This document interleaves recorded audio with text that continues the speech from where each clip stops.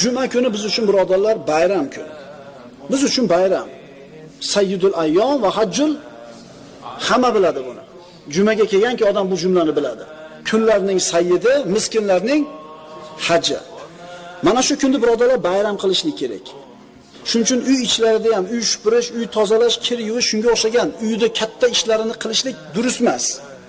Bu kunni bir bayramdek o'tkazishlik kerak bo'ladi. Musulmon kishi ham mana shu kuni uyda o'tirishligi yaxshi bo'ladi. Oilasini huzurida, oila a'zolarining o'rtasida chiroyli amal bo'ladi. Chunki juma kuni qanaqa kun bizga?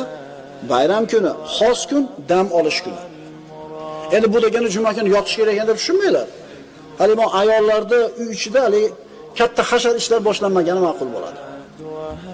Har qancha ko'chada qiladigan ishlar bo'lsa qilib, juma kunida oila a'zolari bilan o'tirishlik, mana shu kunda bayram ekanligini, fazilatini gapirishlik mandub ish bo'ladi.